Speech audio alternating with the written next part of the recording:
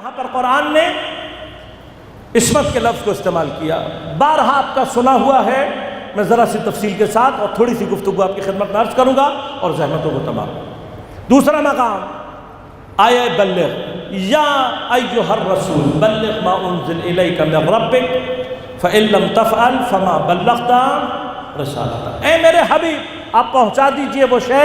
جو آپ کے پروردگار نے آپ پر نازل کی ہے، آپ کو دی ہے وہ رسالت، اور اگر تم نے نہیں پہنچایا فما بلغت، تم نے گویا رسالت ہی نہیں پہنچائی۔ انشاءاللہ ولایت کی بحث میں بات کریں گے کہ یہاں پر مراد کیا شے، پوری رسالت پیغمبر کی جس چیز پر رکی ہوئی، اگر وہ حج کے کچھ مسائل ہو سکتے ہیں تو مسلمان تیری عقل پر میرا سلام،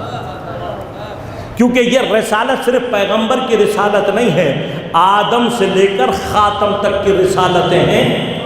جس ایک پیغام کے اوپر رکی ہوئی ہیں۔ بس اس کا وزن کم از کم اتنا ہونا چاہیے کہ خود رسول اپنے ہاتھوں پہ بلند کر کے بتائے وہ شے کم یا علی یا علی یا علی کم از کم وزن اتنا ہو کہ خود اپنے ہاتھوں سے پیغمبر بلند کر کے بتا سکے کیا ہے۔ کیا کہا اللہ تعالیٰ نے، واللہ یعصمک من الناس، اے میرے حبیب اللہ تمہیں کیا کرے گا، اب میں لفظ استعمال کر رہا ہوں، معصوم رکھے گا لوگوں سے، یہ میں نے معنی کیا۔ اب اس کا معنی کیا کریں گے آپ، ساری دنیا کیا معنی کرتی ہے، اللہ تمہیں بچائے گا لوگوں سے۔ بس عصمت کا اصل معنی کیا ہے، بچانا یا بچائے رکھنا۔ کیا معنی کریں گے، اللہ بچائے گا سے مراد کیا ہے، ایک دفعہ پھنسو گے پھر بچائے گا، یا واللہ یعصمک من الناس سے مراد کیا ہے، یعنی کیا مسئلہ ہے، مسئلہ صرف یہ ہے کہ جو تم پہنچانا چاہتے ہو کچھ لوگ یہ پہنچانے نہیں، بھئی یہی معنی ہے نا، واللہ یعصمک من الناس کا معنی کیا بنے گا، یعنی جب تم پھنسو گے بچائے گا نہیں، ایسا نہیں ہے، تم پہنچاؤ۔ اب میں لفظ استعمال کر رہا ہوں آپ کی اور اپنے آسانی کے لیے، تم ڈرو مت، تم پریشان مت ہو، جو تم نے پہنچانا ہے وہ اتنا مہم ہے کہ تمہاری نہیں، آدم سے لے کر تم تک ساری رسالات اسی پر رکی ہوئی ہیں، لیکن کچھ لوگ ہیں جو اس کو نہیں پہنچانا دینا چاہتے ہیں جو اب تم نے پہنچانا ہے۔ بس اس کا مطلب کیا ہوا، رسول کی اس تبلیغ کے راستے میں کچھ لوگ حائل ہیں، اور وہ ایسے ہیں کہ اللہ پیغمبر سے یہ کہہ رہا ہے کہ تمہیں ڈرنے کی ضرورت نہیں ہے، میں تمہیں ان سے بچا کر رکھوں گا، میں تمہیں بچا کر رکھوں گا۔ اب سوال صرف اتنا ہے، پیغمبر نے پہنچایا یا نہیں، اب کچھ بھی ہو، تھوڑی دیر کے لیے مان لیں کچھ بھی ہے، کچھ بھی تھا، اگر آپ کہتے ہیں پیغمبر نے نہیں پہنچایا تو پھر رسالت خطرے میں، اگر آپ یہ کہتے ہیں کہ پہنچا دیا تو میرا سوال آپ سے صرف اتنا ہے، خدا نے بچایا یا بچا کے رکھا؟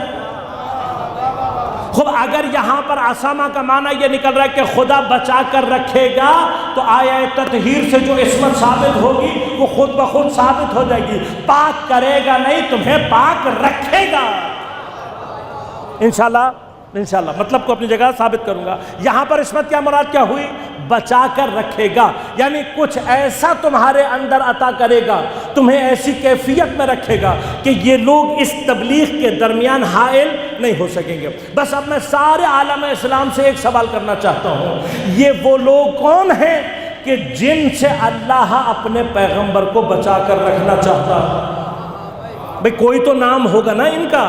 ان کا نام کوئی تو ہوگا۔ اب یہ کون ہیں، کیا یہ کفار ہیں؟ تو آپ جانتے ہیں کہ یہ وہ مقام ہے کہ جس سے پہلے پیغمبر نے تبوک کے مرحلے میں جا کر اس سرحد پر، جس سرحد سے رومیوں اور ایرانیوں دونوں سے خطرہ تھا، اتنا بڑا لشکر لے جا کر پیغمبر نے دونوں کو اتنا خوف زدہ کر دیا تھا کہ نہ پھر روم کی ہمت ہوئی حملہ کرنے کی، نہ ایران کی ہمت ہوئی اس مسلمانوں پر حملہ کرنے کی۔ مشرکین کا سلسلہ اور چیپٹر پیغمبر نے ویسے ہی بند کر دیا۔ کفار کا سلسلہ مکے کی فتح کے بعد ختم ہو گیا، مشرکین کا سلسلہ سورہ براءت کے ساتھ ختم ہو چکا۔ اب نہ کافروں کا خوف ہے، نہ رومیوں کا خوف ہے، نہ ایرانیوں کا خوف ہے، تو واحد خوف جو بچتا ہے مسلمانوں کی صفوں میں موجود کچھ منافقوں کا۔